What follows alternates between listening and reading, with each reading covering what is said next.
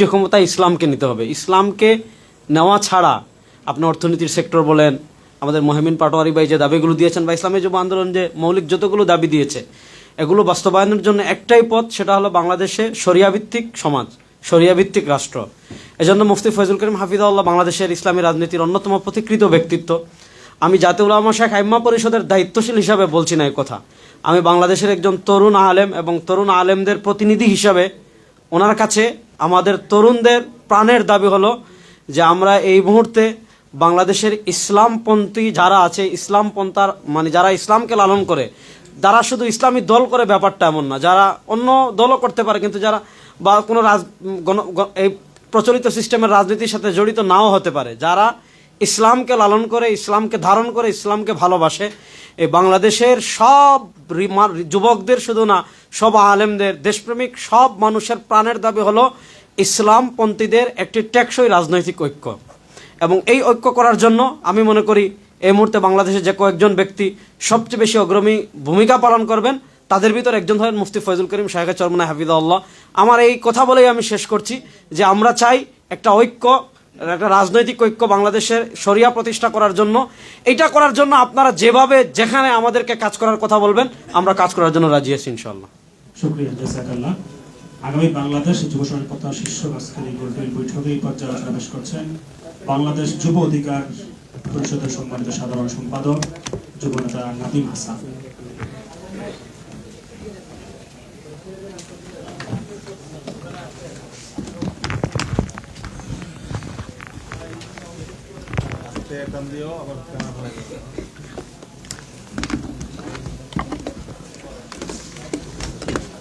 বিসমিল্লাহির রহমানির রহিম। আসসালামু আলাইকুম।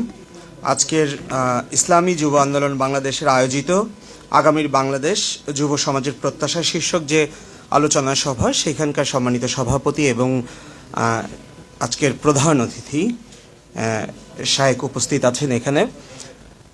বাংলাদেশ যুব অধিকার পরিষদের সম্মানিত সভাপতি মঞ্জুর মুর্শেদ মামুন ভাইয়ের পক্ষ থেকে আপনাদেরকে সালাম জানাচ্ছি এবং সালাম জানাচ্ছি গণ অধিকার পরিষদের সভাপতি ডাকসু সাবেক ভিপি নুরুল হক নূর ভাইয়ের পক্ষ থেকে।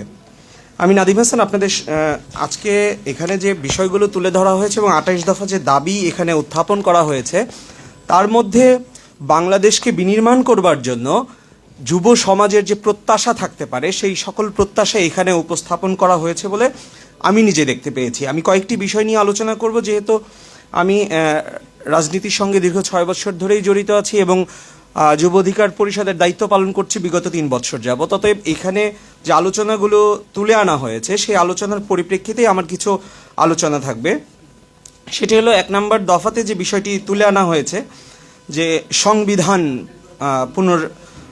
সংবিধান কমিশন গঠনের মাধ্যমে সংবিধানের খসড়া তৈরি করে গণভোটের মাধ্যমে তা অনুমোদন করতে হবে।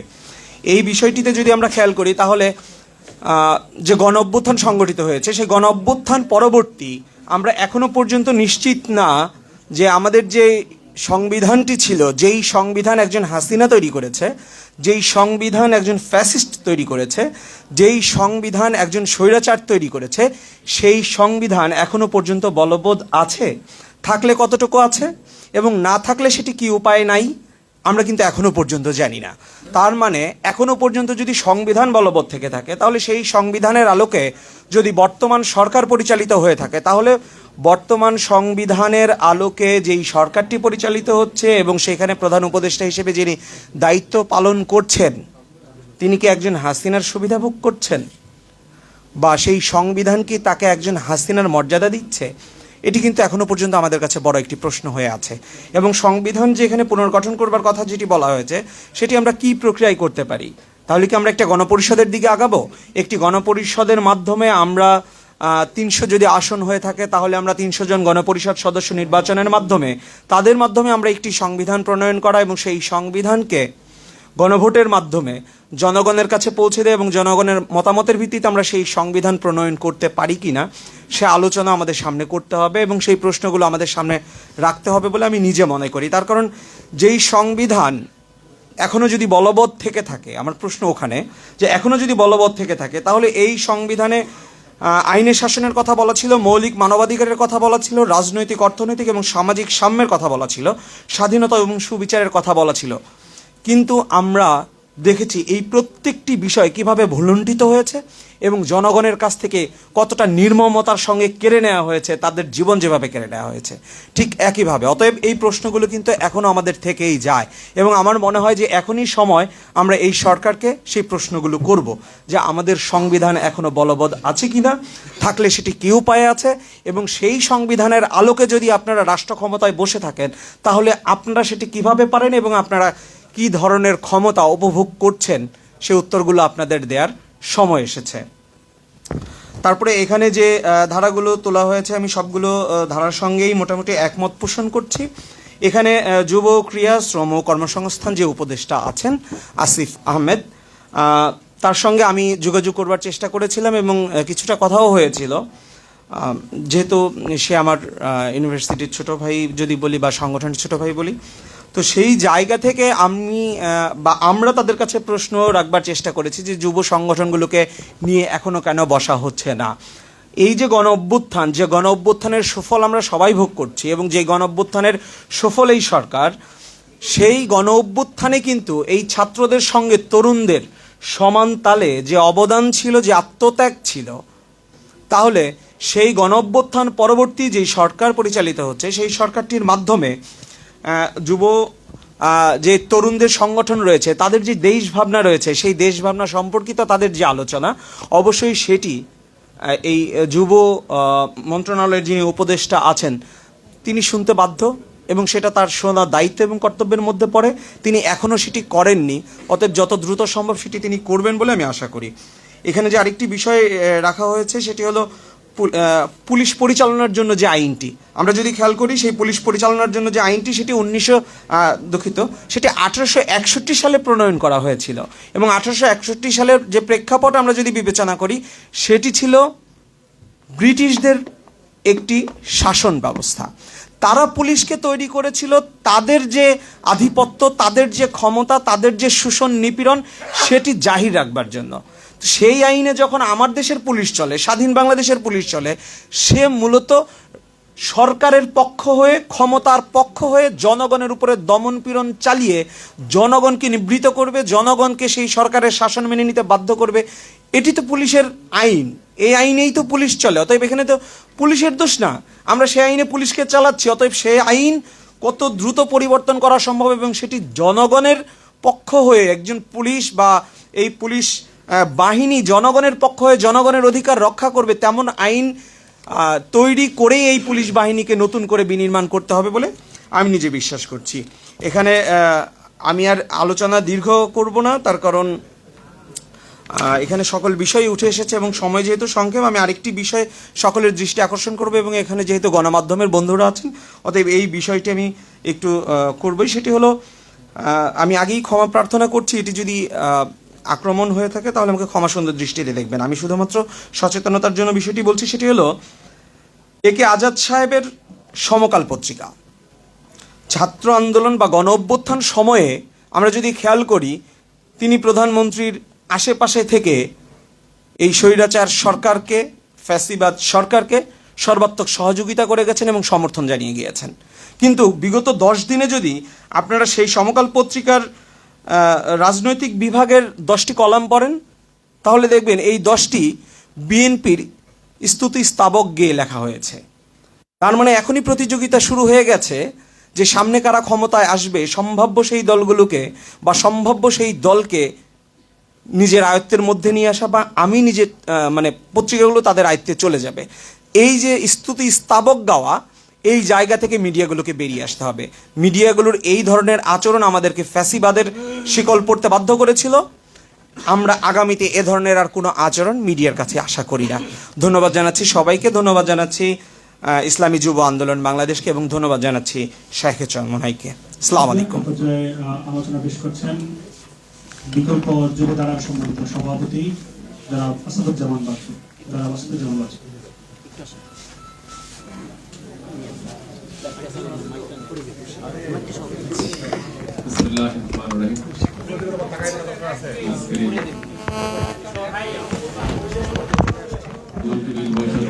সম্মানীয় সভাপতি, প্রধান অতিথি, বিভিন্ন যুব সংগঠনের নেতৃবৃন্দ, সাংবাদিক ভাইয়েরা, সবাইকে অনেক শুভেচ্ছা এবং অভিনন্দন। অনেকক্ষণ ধরেই মন্ত্রবুদ্ধির মতো বিভিন্ন যুব সংগঠনের এবং বিভিন্ন প্রফেশনের বিজ্ঞজনদের কথা শুনছিলাম। আমি কি বলবো বা কি বলতে চেয়েছিলাম আপনাদের সুন্দর সুন্দর প্রস্তাব এবং উপস্থাপন শুনে আমি মনে হয় ভুলেই গেছি। যাই হোক, আজকের যে মূল প্রবন্ধ আগামীর বাংলাদেশ যুব সমাজের প্রত্যাশা, এই যে শিরোনাম, আসলে এই প্রবন্ধে যে 28টি পয়েন্ট আছে যৌক্তিক, কিন্তু সেই 28টি যৌক্তিক পয়েন্টে যাওয়ার আগে এই শিরোনামের সংজ্ঞায়ন খুব দরকার।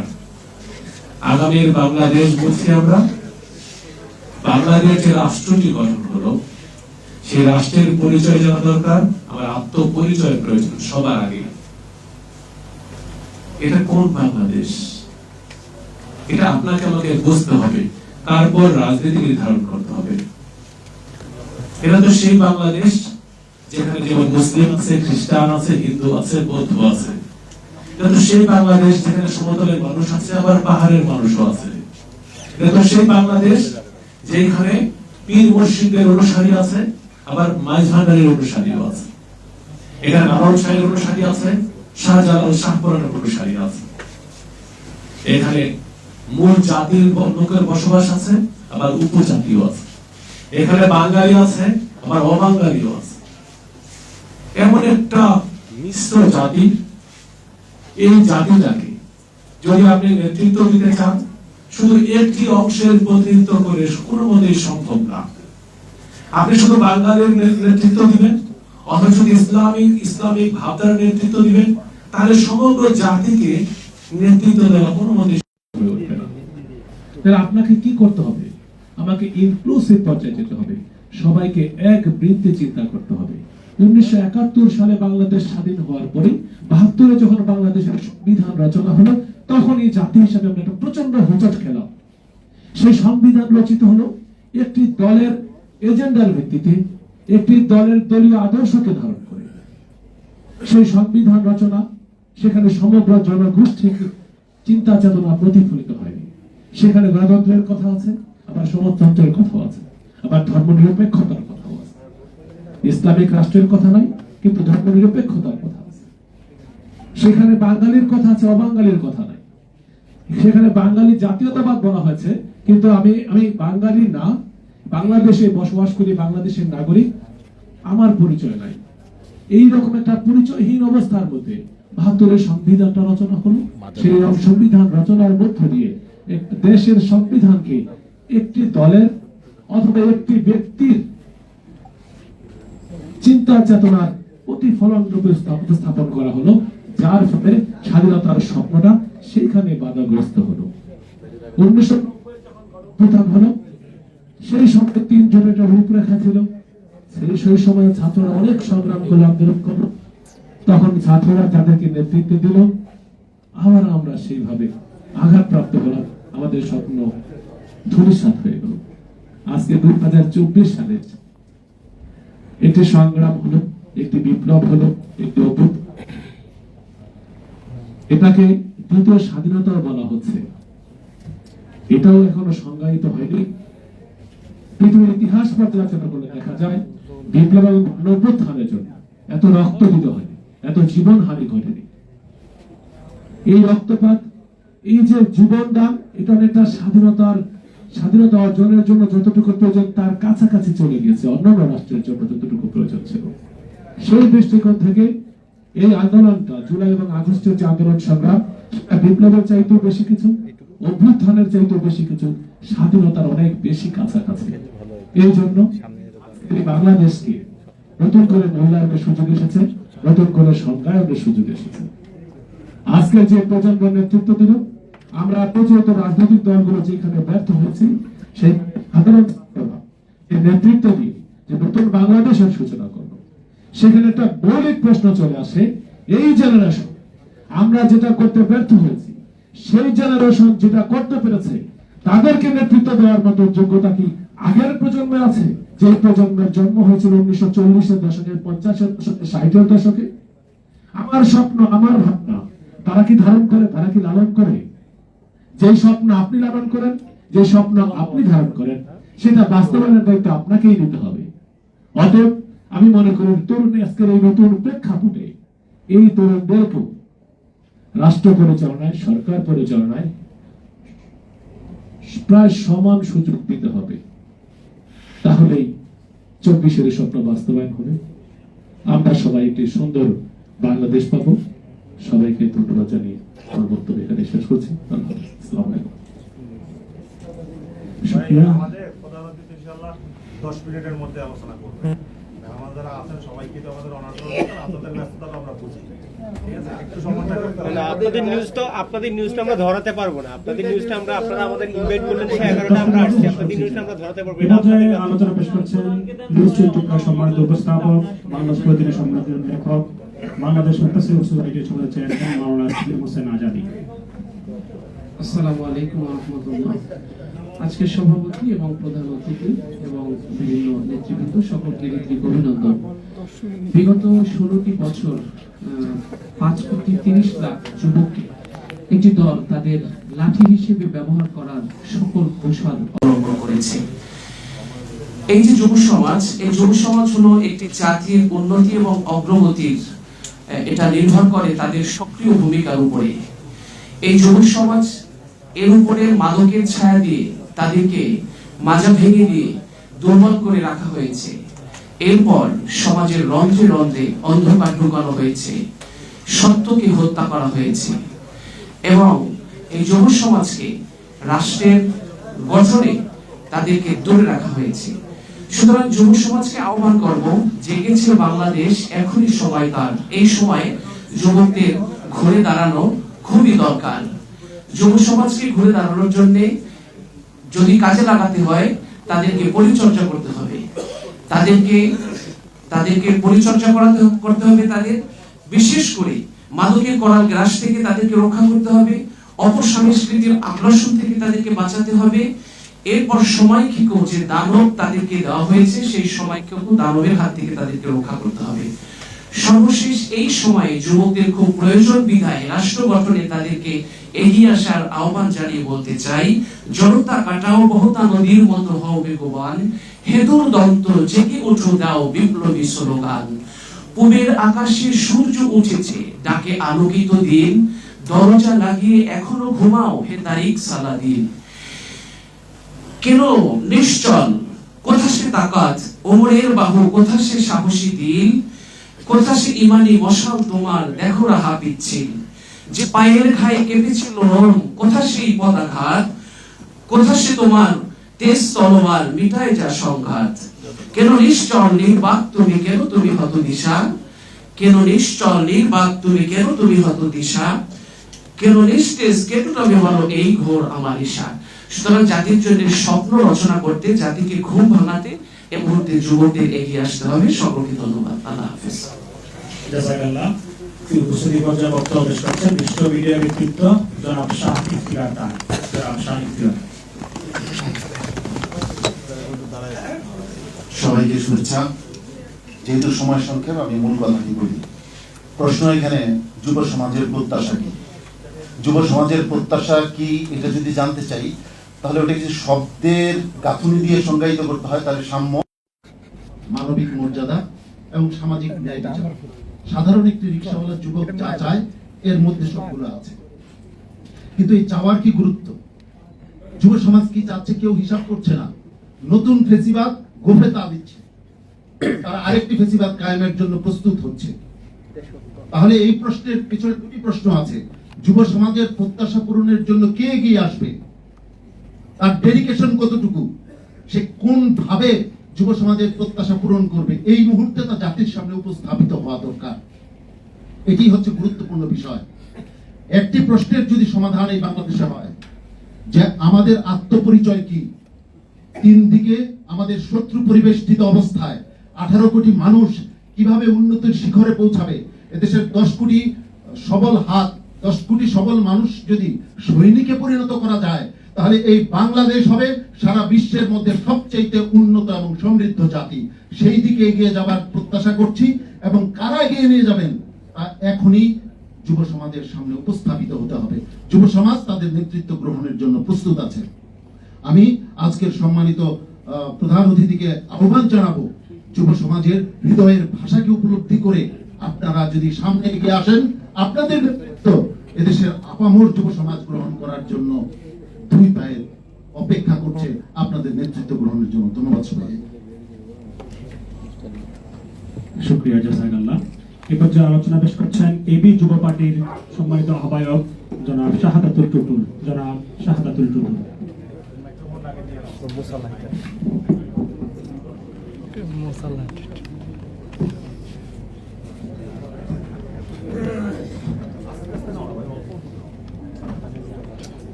ইসলামী যুব আন্দোলন কর্তৃক আয়োজিত আজকের এই প্রোগ্রামে উপস্থিত সম্মানিত আজকের অনুষ্ঠানের সভাপতি, আমন্ত্রিত অন্যান্য ব্যক্তিবৃন্দ এবং সাংবাদিক বন্ধুরা, প্রিয় দেশবাসী, সবাইকে সালাম এবং শুভেচ্ছা জানাচ্ছি। আমাদের প্রধান অতিথি রয়েছেন, আমি আলোচনা দীর্ঘ করব না। আমি দীর্ঘ সময় ধরে আমাদেরকে আলোচনা শুনেছি। আমি সবচেয়ে বেশি গুরুত্ব দিয়েছি আজকের যুব আন্দোলন কর্তৃক উপস্থাপিত যে প্রত্যাশা, সে প্রত্যাশার পয়েন্টগুলোর দিকে। আমি যদি সংক্ষেপে একটু বলি, সেখানে 27টি পয়েন্ট যুক্ত করেছেন। এর মধ্যে আইন ও বিচার কেন্দ্রিক রয়েছে 5টি পয়েন্ট, যুবদের ভাবনা নিয়ে রয়েছে 2টি, শ্রমিকদের ব্যাপারে রয়েছে 3টি দফা, প্রবাসী 1টি, নারী 2টি, শিক্ষা ব্যবস্থা নিয়ে 1টি, সংস্কৃতি নিয়ে 3টি দফা রয়েছে, শিল্প 2, পরিবেশ 2, স্বাস্থ্যসেবা 2টি এবং অর্থ এবং বাণিজ্য নিয়ে 2টি দফা। আমি বিস্তারিতভাবে পড়ার চেষ্টা করেছি এবং প্রথমেই ধন্যবাদ জানাচ্ছি যে এবি যুব পার্টির যে চিন্তা, সেই চিন্তার সাথে আমি এই 27টি দফার কোনো চিন্তার পার্থক্য খুঁজে পাইনি। এই জন্য প্রথমে এই যুব আন্দোলনকে আন্তরিক ধন্যবাদ জানাচ্ছি। আমরা কদিন আগে গত সপ্তাহে যুব অধিকার পরিষদের আরেকটি গোলটেবিল বৈঠকে আমরা একত্রিত হয়েছিলাম এবং সেখানে যুব অধিকার পরিষদের 7টি দফা উপস্থাপন করা হয়েছিল এবং আনন্দের সাথে বলবো যে যুব অধিকার পরিষদের সেই 7টি দফাও ছিল আমাদের চিন্তার এবং যুব আন্দোলনের চিন্তার, যুব পার্টির চিন্তার, সকল চিন্তার একটি জায়গায় আমরা দেখলাম যে কোনো পয়েন্টের সাথেই, কোন দফার সাথেই আমাদের মতবিরোধ নেই। আমি যখন এই হলরুমে প্রবেশ করেছিলাম, একজন আলোচকের খুব চমৎকার আলোচনা শুনছিলাম যে আমরা যুব সংগঠনগুলো যারা করি, যুব রাজনীতি যারা করি, তাদের দেশকে নিয়ে যে চিন্তার জায়গাটি, যে স্বপ্নের জায়গাটি, সেটি প্রায় কাছাকাছি। আমি বলবো যে প্রায় এই বিপ্লবের পরে, এই জুলাইয়ের বিপ্লবের পরে আমার কাছে মনে হচ্ছে যে এটি প্রায় 100 ভাগেরই মিল আমরা খুঁজে পাচ্ছি। যদি তাই হয়ে থাকে তাহলে একটি স্বাধীন এবং সার্বভৌম বাংলাদেশ গঠন করার জন্যে যুব সংগঠনগুলোর আজকে ঐক্যের কোনো বিকল্প নেই। আমরা দেখেছি যে এই জুলাই বিপ্লবের পরে এই সরকারকে অস্থির করার জন্য নানান ধরনের তৎপরতা চালানো হচ্ছে। ফেসবুকে আমরা দেখি অনেকে স্যাটায়ার করে লেখেন যে ছাত্রলীগ কখনো আসে আনসারের বেশে, কখনো আসে টোকায়ের বেশে, বিভিন্নভাবে। এটি হাসির খোরাক হতে পারে, কিন্তু এটি আমাদেরকে ভুলে গেলে চলবে না যে এরকম নানান ধরনের বেশ ধরে, নানান ধরনের সংসেজে এই বিপ্লবের যারা চক্রান্তকারী, এই বিপ্লবকে যারা নস্যাৎ করতে চায়, তারা বারবার ঘুরে ফিরে আসবে। কখনো প্রেস ক্লাবে সমবেত হবে, কখনো শাহবাগে আসবে, নানানভাবে আসবে। তাই আজকে যুবশক্তির ঐক্যের কোনো বিকল্প নেই। যুবশক্তি যদি, যুব সংগঠনগুলো যদি ঐক্যবদ্ধভাবে রাজপথে থাকে, তাহলেই এই সরকার স্থিতিশীলভাবে তাদের কাজগুলো করে যেতে পারে। এই সরকারকে কেন গুরুত্ব দিচ্ছি? কারণ এই সরকার হচ্ছে একটি আন্দোলনের ফসল। আমরা জানি না তারা কতটুকু সফল হবে এবং তাদের এই সফলতার প্রত্যাশা আমরা করতে পারি, কিন্তু যেহেতু আমরা এই সরকারের অংশীদার নই, তাই কোনো নিশ্চয়তা আমরা দিতে পারছি না। কিন্তু তারপর আমরা মনে করি এক স্বৈরাচার থেকে, 16 বছর থেকে, মাফিয়া গোষ্ঠী থেকে আমরা যে মুক্তি পেয়েছি, সেখান থেকে তাদেরকে আমরা কিছু সময় দিতে চাই। প্রিয় বন্ধুরা, এরপরে যে কথাটি বলতে চাই, এখানে প্রধান অতিথি রয়েছেন যিনি জাতীয় রাজনীতির নেতৃত্ব দিচ্ছেন। আমরা মনে করি আমাদের রাজনীতিবিদদের, জাতীয় পর্যায়ের রাজনীতিবিদ যারা রয়েছেন, মৌলিক কিছু প্রশ্নে তাদেরকে একমত হতে হবে। মৌলিক কিছু প্রশ্নে তারা ছাড় দেবেন না।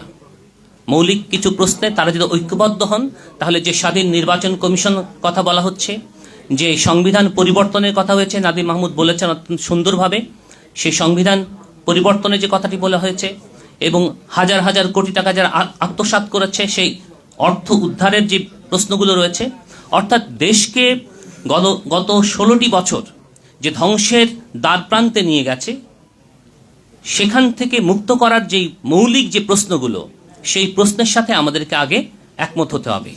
এরপর আমাদের দৃষ্টিভঙ্গিগত যে বিষয়গুলো রয়েছে সেগুলো হচ্ছে পরের আলোচনার বিষয়। কিন্তু আমরা যদি দৃষ্টিভঙ্গিগত মতপার্থক্যগুলোকে আগে নিয়ে আসি, তাহলে এই জাতি আবারও এক বড় ধরনের হতাশার মধ্যে পড়বে। তাই আসুন, আজকে যে ঐক্যের সুবাতাস আমরা দেখছি, আজকের এই গোলটেবিল বৈঠকে যে ঐক্যের আমি বলবো বসন্ত শুরু হয়েছে, সেই বসন্তকে আমরা ধারণ করি। আজকে যুবকদের প্রত্যাশা একটাই, শুধু যুবক নয়, বাংলাদেশের 18 কোটি মানুষের প্রত্যাশা একটাই, সেটি হচ্ছে স্বাধীনতার সপক্ষের যে শক্তি, স্বাধীনতার অর্জনের যেই শক্তি, যে রক্ত, শ্রম, ঘাম যে বিলীন হয়েছে, সেই অর্জন যাতে ম্লান না হয়ে যায়। আর তার জন্য প্রয়োজন হচ্ছে ঐক্যবদ্ধ শক্তি। সবাইকে শুভেচ্ছা। আসসালামু আলাইকুম। ধন্যবাদ, জাযাকাল্লাহ। এই পর্যায়ে আলোচনা পেশ করতেন IFA কনসালটেশনের সম্মানিত পরিচালক মুফতি আব্দুল্লাহ মাসুদ। মুফতি আব্দুল্লাহ মাসুদ।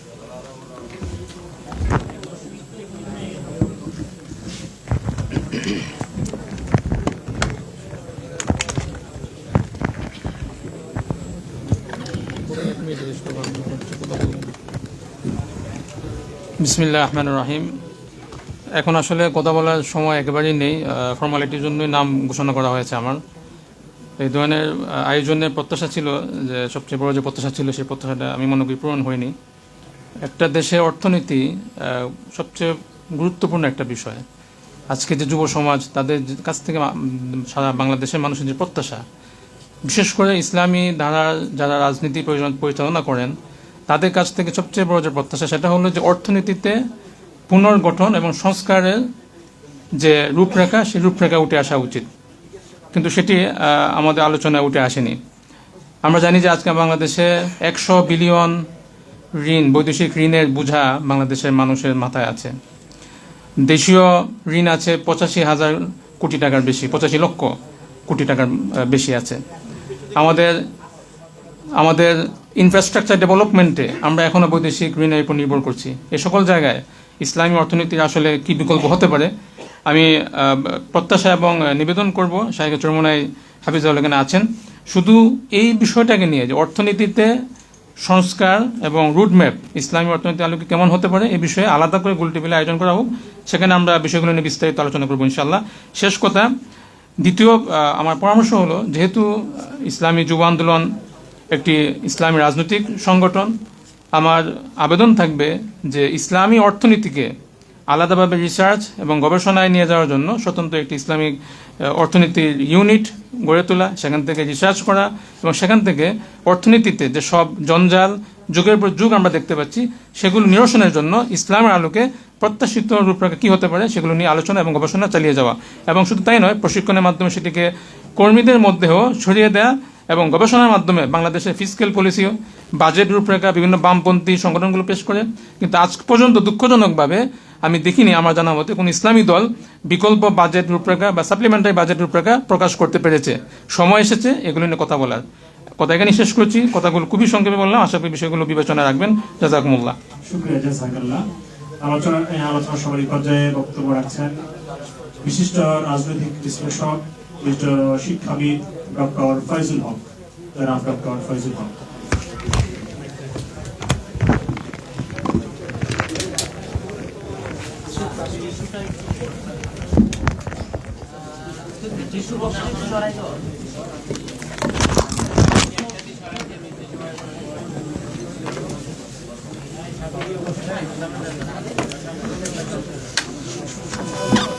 বিসমিল্লাহির রহমানির রহিম। আজকের ইসলামী যুব আন্দোলন বাংলাদেশ কর্তৃক আয়োজিত আগামীর বাংলাদেশ যুব সমাজের প্রত্যাশা শীর্ষক আলোচনা সভায় এই মুহূর্তে উপস্থিত আছেন আমাদের সকলের শ্রদ্ধাস্পদ ব্যক্তিত্ব মুফতি সৈয়দ ফয়জুল করিম শায়েখে চরমনাই, সিনিয়র নায়েবে আমির ইসলামী আন্দোলন বাংলাদেশ, এবং যার সঞ্চালনায় আজকে প্রোগ্রাম অনুষ্ঠিত হচ্ছে মাওলানা নেসার উদ্দিন কেন্দ্রীয় সভাপতি ইসলামী যুব আন্দোলন সহ আজকের এখানে উপস্থিত বিভিন্ন রাজনৈতিক দলের যুব আন্দোলনের নেতৃবৃন্দ, আমার প্রাণপ্রিয় সাংবাদিক ভাইয়েরা, বোনেরা, আসসালামু আলাইকুম রহমতুল্লাহি ওবরাকাতু।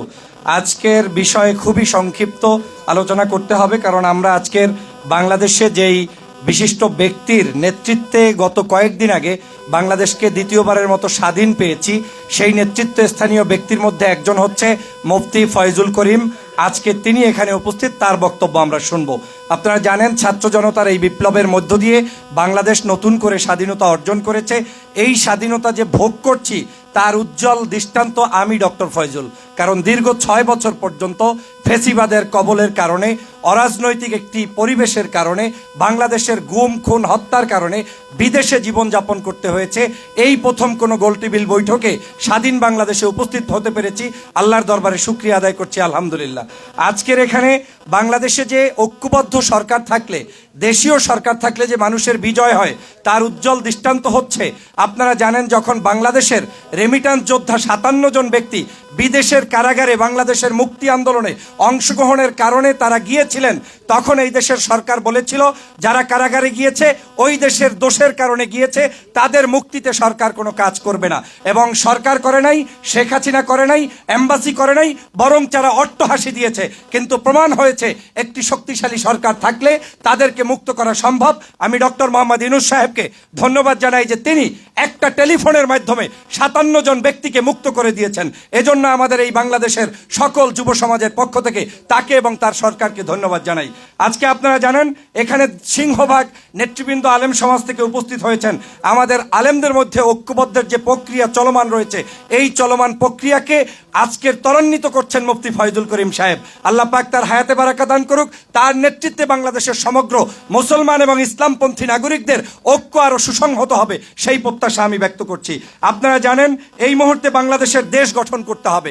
যদি দেশ গঠন করতে হয় তাহলে সকলে মিলে যে কথাটি বলেছেন সেটা হচ্ছে আওয়ামী ফেসিজমের সকল তন্ত্রমন্ত্র ভেঙে চুরে চুরমার করতে হবে। আর যদি সেটা করতে হয়, আমি মনে করি বাংলাদেশের প্রত্যেকটি প্রশাসনে এখন সময় এসেছে আপনাদের মতো আলেম সমাজের মধ্য থেকে, যুব সমাজের মধ্য থেকে, পুলিশ থেকে শুরু করে প্রশাসনের সমগ্র জায়গায় নির্দ্বিধায় তাদেরকে নিয়োগ প্রদান করতে হবে। তাহলেই আপনার এই বাংলাদেশ, 56,000 বর্গমাইলের এই বাংলাদেশ অবশ্যই সুসংহত থাকবে, নিরাপদে থাকবে, নিরাপদে মানুষ তাদের জীবনযাপন করতে পারবে। অতএব সেই কাজটি আপনারা শত দ্রুত সম্ভব করবেন। আমি জেনারেল ওয়াকারুজ্জামান সাহেবকে, সেনাবাহিনীকে, নৌবাহিনীকে, বিমান বাহিনীকে ধন্যবাদ জানাই, কারণ তারা নির্লসভাবে আওয়ামী লীগের শত ষড়যন্ত্রের পরেও বাংলাদেশের বর্তমান তত্ত্বাবধায়ক সরকারকে সহযোগিতা করছে। তারা যে সহযোগিতা করছে, এই সহযোগিতাটা আমরা আগামী দিনে সবাই মিলে সম্মিলিতভাবে এই সরকারকে করতে চাই। যতক্ষণ পর্যন্ত এই সরকার স্টেবল একটি রাষ্ট্র ব্যবস্থা কায়েম করতে না পারবে, ততদিন পর্যন্ত আমরা তাদের সাথে থেকে যুব সমাজ তাদের জন্য কাজ করব এবং আগামীর একটি সুন্দর সোনার বাংলাদেশ গঠন করব, সেই প্রত্যাশা ব্যক্ত করছি। আজকের এই সাংবাদিক সমাজ যারা আজকের নিরপেক্ষতার দৃষ্টিতে লিখছেন, বলছেন, করছেন, এই নিরপেক্ষতা আগামী দিনেও যাতে কোনো সরকার আসলে সেটার যাতে পরিবর্তন না হয়, সেই প্রত্যাশা ব্যক্ত করছি। সবাইকে ধন্যবাদ জানিয়ে আমার বক্তব্য এখানেই শেষ করছি। আল্লাহ হাফেজ। আসসালামু আলাইকুম ওয়া রাহমাতুল্লাহি ওয়া বারাকাতুহু। শুকরিয়া, জাযাকাল্লাহ। আগামী বাংলাদেশ যুব সমাজের কথা শীর্ষক আজকের গোলটেবিল বৈঠকের সভাপতির বক্তব্য পেশ করছেন ইসলামী যুব আন্দোলন মুহতারাম কেন্দ্রের সভাপতি যুব নেতা মাওলানা মোহাম্মদ নেসার উদ্দিন। আসসালামু আলাইকুম রহমতুল্লাহ। সময় একটু দীর্ঘ হয়ে যাওয়ার কারণে আমি সবার কাছে আন্তরিকভাবে ক্ষমা চেয়ে নিচ্ছি। আজকের প্রোগ্রামের মোহতারাম প্রধান অতিথি এবং অন্যান্য যে সকল মেহমানবৃন্দ এসছেন, সবাইকে ইসলামী যুব আন্দোলনের পক্ষ থেকে আন্তরিক মোবারকবাদ জানাচ্ছি। বিশেষ করে আমাদের আব্দুল্লাহ মাসুম ভাই, মোহাইমেন ভাই সহ যারা গবেষণালব্ধ আলোচনা করে থাকেন, আমার আসলে চাহিদাটা ছিল যে প্রধান অতিথি থেকে আসার পরে ওনার সামনে তাদের আলোচনার উপস্থাপন হোক, কিন্তু সময়ের স্বল্পতায় একটু এলোমেলো হয়ে গেছে। এই জন্য আমি ওনাদের কাছে বিশেষভাবে ক্ষমা প্রার্থনা করছি। এবং আমাদের পরিকল্পনার মধ্যেও আছে যে ইসলামী অর্থনীতির উপরে খুব রিসেন্টলি আমরা আর একটা গোলটেবিল করব। এটা যদিও আব্দুল মাসুম ভাই আজকে প্রস্তাব রেখেছেন, কিন্তু আমাদের আগেই পরিকল্পনার মধ্যে আছে আমরা আশা করি যে সেই প্রোগ্রামে আমরা ওনাদের আরও দীর্ঘ আলোচনা আমরা এখানে শুনতে পাবো। বিশেষ করে মিডিয়ার যে সকল ভাইরা এসেছেন, অন্যান্য প্রশাসনের যে সকল ভাইরা আছেন এখানে, সবাইকে আবারও আমি আন্তরিক মোবারকবাদ জানিয়ে আমি আমার আলোচনা শেষ করছি। এখন আমাদের সামনে মূল্যবান আলোচনা করবেন আজকের এই গোল টেবিল বৈঠকের মহতারাম প্রধান অতিথি, ইসলামী আন্দোলন বাংলাদেশের মহতারাম সিনিয়র নায়েবে আমির জনাব আল্লাহ হযরত মাওলানা মুফতি সৈয়দ মোহাম্মদ ফয়জুল করিম শায়েখে চরমনাই।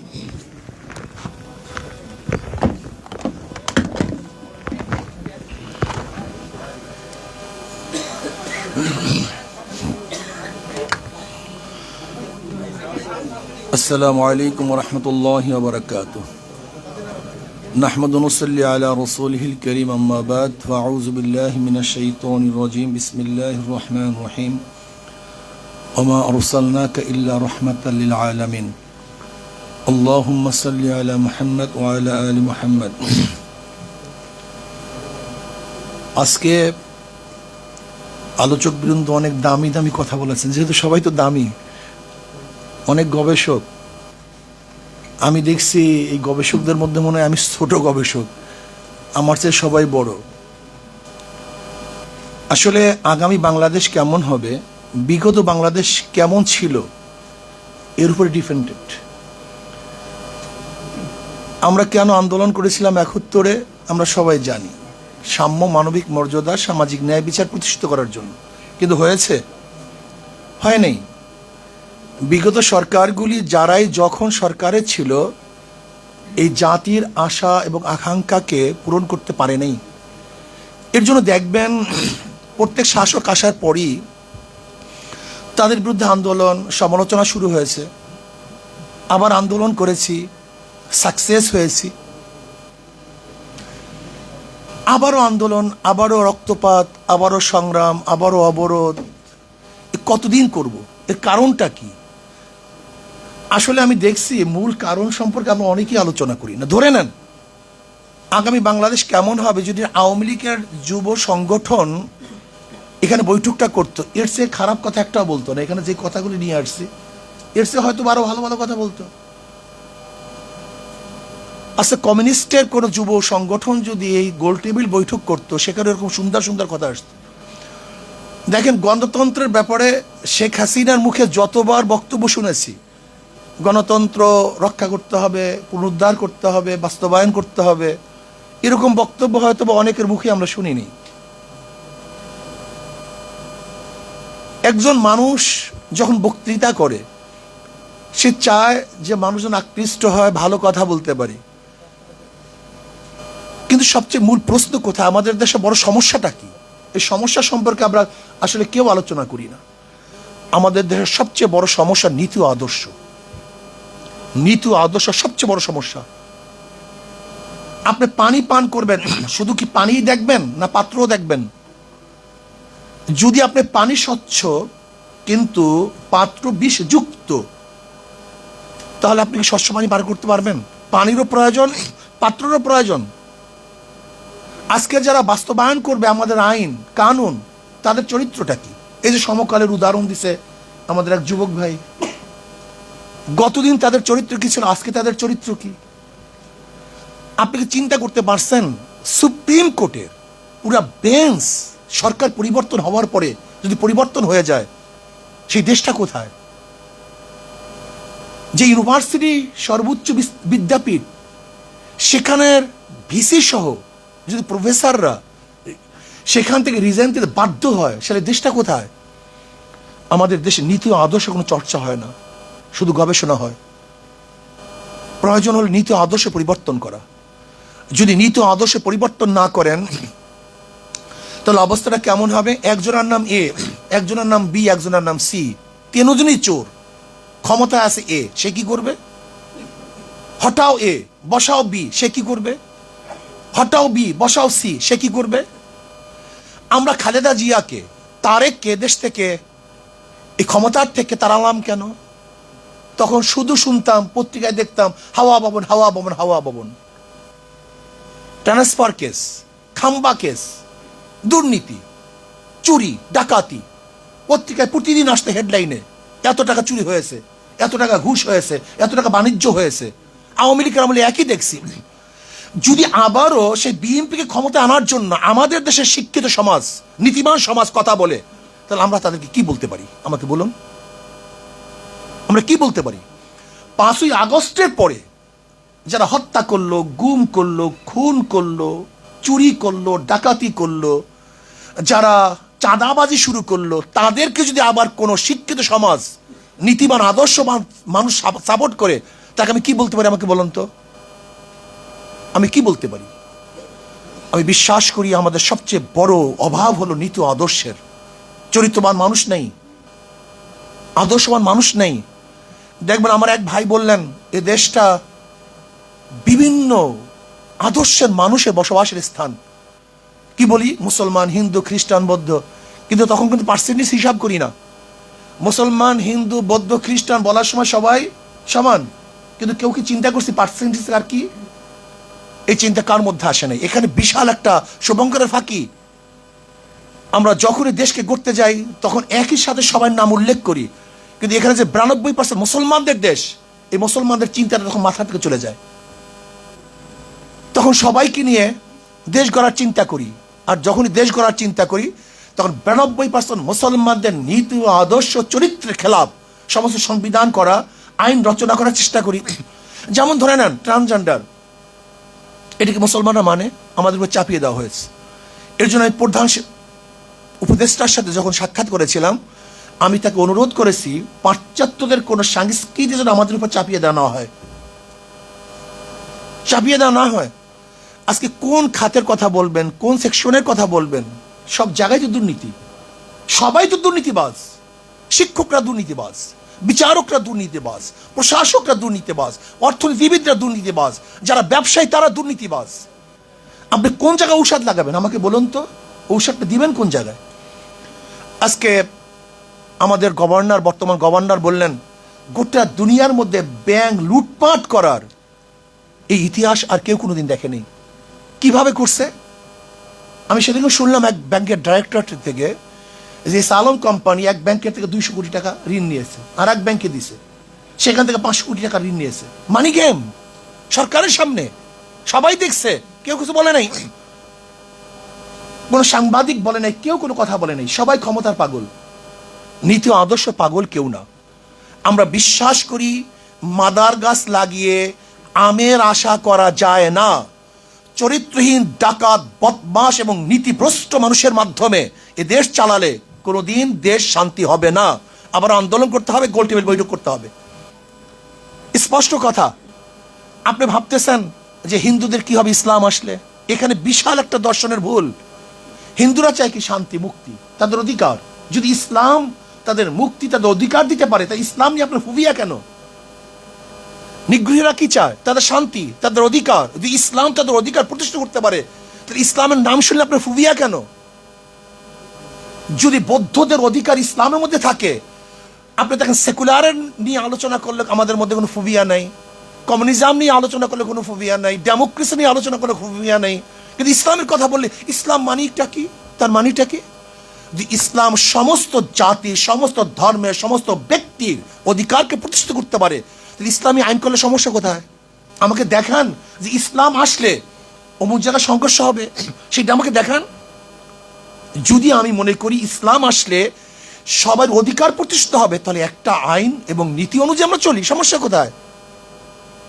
দেখেন ইসলামের মধ্যে যেমন হিন্দুদের অধিকার দেয়া আছে, একটা কুলি, মজদুর, ঋষি, কামার, মুচির অধিকার দেয়া আছে। আপনি দেখেন পশুর অধিকার দেয়া আছে। আমি স্পষ্ট ভাষায় বলতে চাই, বলার চেষ্টা করব, জানি না সময় তো একেবারে সংক্ষিপ্ত। হযরত ওমর ইবনে খাত্তাব রাদিয়াল্লাহু তাআলা জমানাতে দেখেন তো, আবু বকর সিদ্দিকের জমানাতে দেখেন তো, আবু বকর সিদ্দিক রাদিয়াল্লাহু তাআলার স্ত্রী বলতেছে আমার একটা মিষ্টি খাইতে মনে চায়, সেই টাকা তো নাই, আর ঠিক আছে ব্যবস্থা করতেছি। একটা উদাহরণ শোনেন, তারপর দেশ নির্মাণ করার চেষ্টা করি আমরা। বিনির্মাণ তো করবো, কিন্তু ভিত্তিটা কি? আবু বকর সিদ্দিক রাদিয়াল্লাহু তাআলার স্ত্রী তার ভাতার থেকে মোটামুটি কিছু কিছু জোগাতে জোগাতে কিছু টাকা জমা করছেন। এবার হাতে দিয়েছেন আবু বকর সিদ্দিক রাদিয়াল্লাহু তাআলার কাছে যে আপনি মিষ্টি কিনে নিয়ে আসেন। বলে তুমি টাকা পেলা কোথায়? বলে আপনার যে ভাতা, সেই ভাতার থেকে কিছু কিছু আমি সংগ্রহ করে। বলে তা তো মনে অতিরিক্ত হয়ে গেছে, আমার ভাতা এত নেওয়া ঠিক না। সে তো মিষ্টি আনলেনই না, বরং সেই টাকাগুলি বাইতুল মালে ফেরত দিয়ে আসলেন। এর নাম ইসলাম, এর নাম নীতি আদর্শ। আজকে দেখবেন আমাদের বাংলাদেশ, আমরা বলি গরিব গরিব গরিব গরিব, অথচ আমাদের ডিসিদের কত খরচ হয় দেখেন। দেখুন ডিসির পিছনে বাংলাদেশ কত টাকা খরচ করে, একজন এসপির পিছনে বাংলাদেশ কত টাকা খরচ করে, একজন সচিবের পিছনে কত টাকা খরচ করে।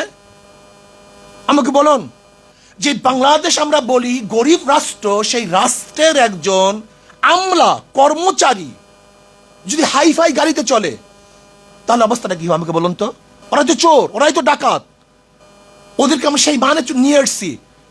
আপনি জানেন যশোরের বাংলুরির অবস্থা দেখেন, যশোরের ডিসির যে বাংলুরটা আছে সেখানে কত একর জমি আছে জানেন আপনি? কত একর জমি সেখানে, একটা মনে হয় কান্ট্রি, একটা রাজত্ব। সে মানুষ মনে করে না, এই অফিসার, এই গার্ড, এই সে মনে করে মানুষ না। এর জন্য আমি প্রধান উপদেষ্টার কাছে লঙ্গি পরে গিয়েছিলাম। কেন? এই সংস্কৃতি পরিবর্তন করুন, যে ভাব ভূপ পরিবর্তন করুন।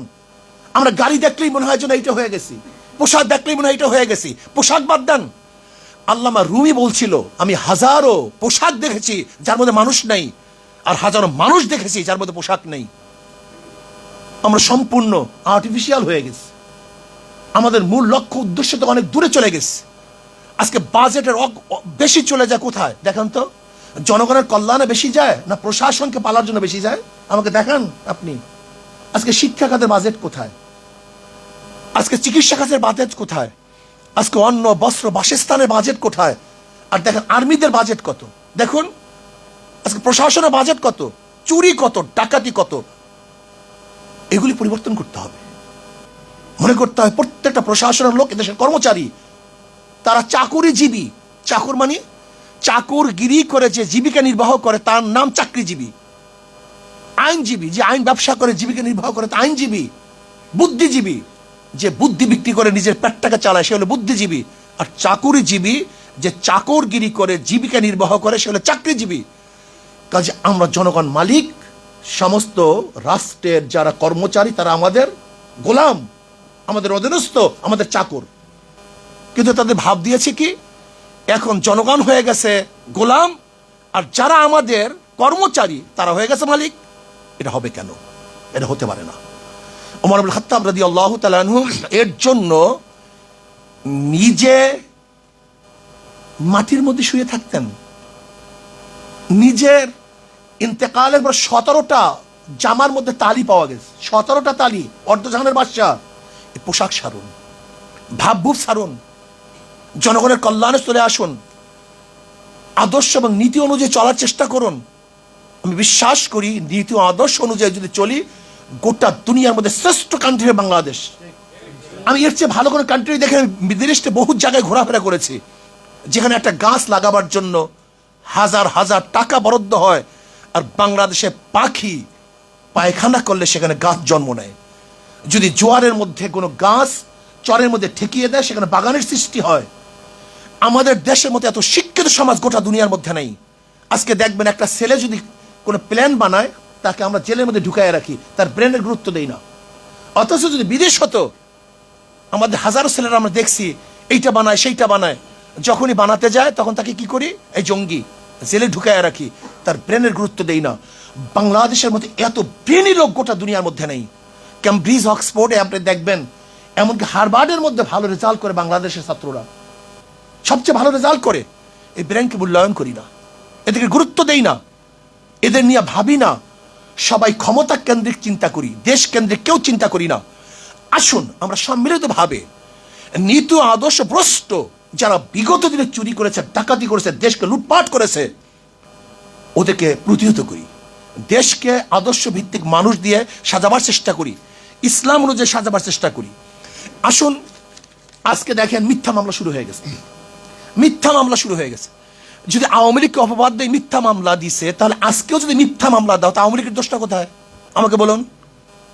আওয়ামী লীগ কি করছে? চাঁদাবাজি করছে। আজকেও যদি চাঁদাবাজি করি তা আওয়ামী লীগের দোষটা কোথায়? আওয়ামী লীগ জুলুম করছে, অত্যাচার করছে, আজকেও যদি জুলুম অত্যাচার করি তা আওয়ামী লীগের দোষটা কোথায়? আমি চাই না কোন আওয়ামী লীগ করার কারণে কাউকে জ্বালিয়ে দেওয়া হোক, কারোর অফিসকে ভেঙ্গে চুরে তছনছ করা হোক। আওয়ামী লীগ করার কারণে তার মিল ইন্ডাস্ট্রিজকে জ্বালিয়ে দেওয়া হোক, এইটা আমি চাই না। আমি চাই যে অন্যায় করছে তার বিচার হোক, কিন্তু যে অন্যায় করে না, সে যে দলের হোক না কেন, সে আমার শত্রু হোক না কেন, তার বিচার করা যাবে না, তার উপর জুলুম করা যাবে না। এই জুলুম মুক্ত এক দেশ আমরা করতে চাই, প্রত্যেক অধিকারকে প্রতিষ্ঠিত করতে চাই। আমরা এখন জুলুম করতেছি, হাজারো মামলা হচ্ছে, নিরাপদ মানুষের বিরুদ্ধে মামলা হচ্ছে, চাই সে আওয়ামী লীগ করুক, সে নিরাপরাধ, সে ভালো, তার নামে মামলা দেবে কেন?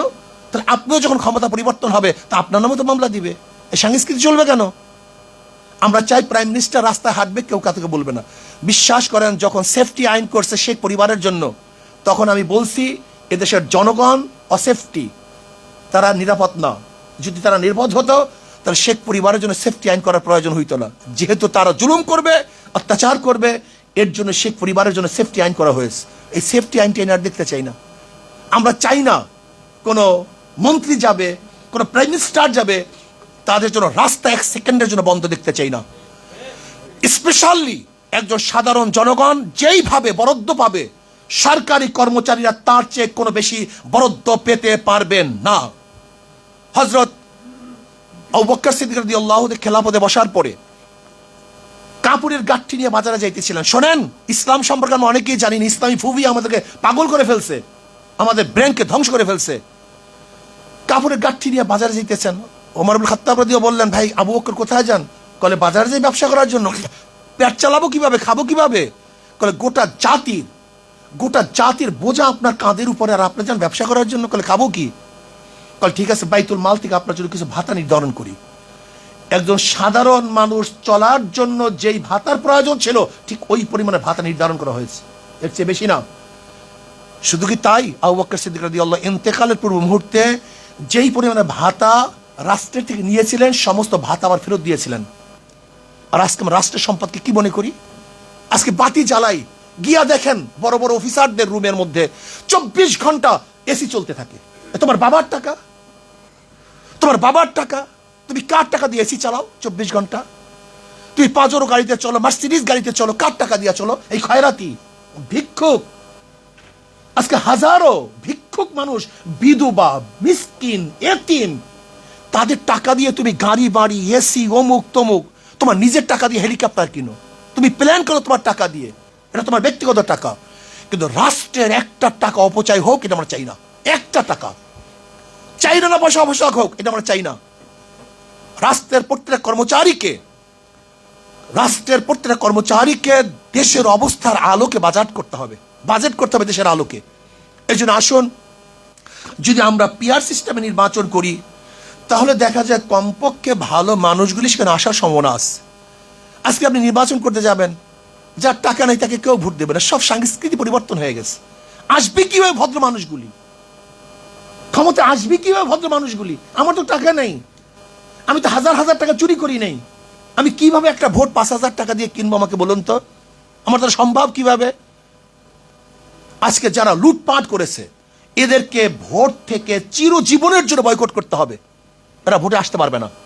যাদের দ্বারা চুরি প্রমাণিত হয়েছে, অবৈধ সম্পদ প্রমাণিত হয়েছে, এই দল এবং এই ব্যক্তি কোনো অবস্থাতেই নির্বাচন অংশগ্রহণ করতে পারবে না। ভালো লোকগুলি, আদর্শবান লোকগুলি, নীতিবান লোকগুলি ক্ষমতা আসবে কিভাবে? পেশি শক্তির মাধ্যমে। এর জন্য আসুন, আদর্শবান এক রাষ্ট্র গড়ি, যেখানে ইসলাম দেশ এবং মানবতার কল্যাণ হবে। ইসলাম দেশ, মানবতার কল্যাণ হবে, সমস্ত নাগরিক অধিকার প্রতিষ্ঠিত হবে, যেখানে মুসলিম, হিন্দু, বৌদ্ধ, খ্রিস্টান, রিচি, চামার, কামার, মুসি, তাঁতি, মেতর সহ প্রত্যেকটা নাগরিক অধিকারকে প্রতিষ্ঠিত করতে পারবো। সেই অধিকার এবং সেই আদর্শ হলো একমাত্র ইসলামের মধ্যে। কাজে এত ঝামেলার দরকার নাই। Secularism, socialism, capitalism, communism, democracy, সব বাদ দেন। 92% মুসলমানের মেজরিটি মাস্ট বি গ্রান্টেড হিসাবেও ইসলামী হুকুমত যদি কায়েম করেন, তাহলে ইনশাল্লাহ আশা করি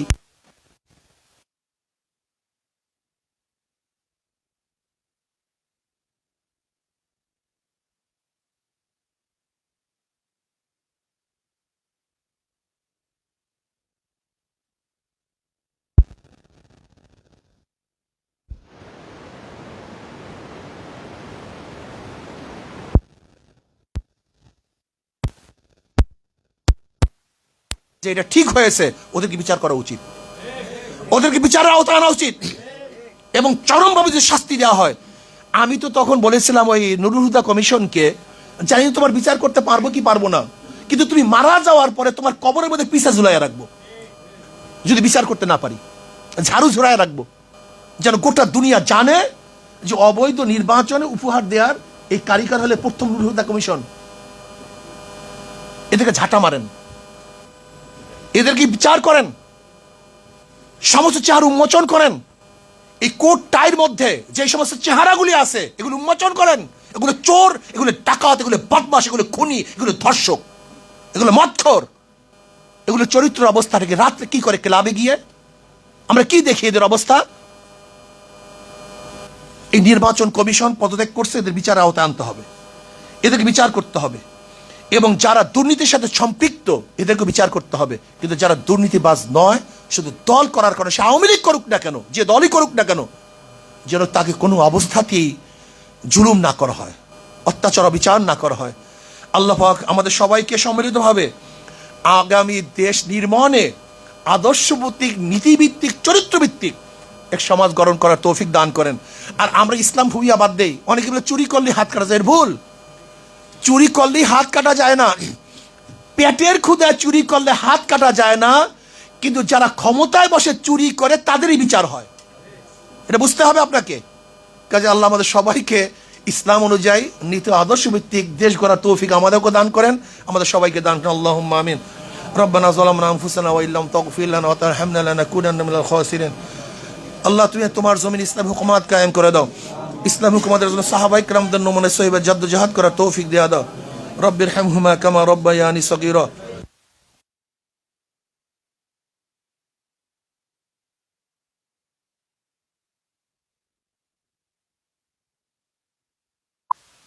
করা উচিত,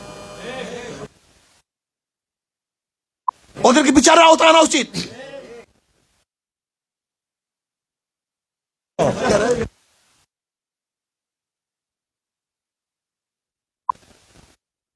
এই পর্যায়ে বক্তব্য রাখছেন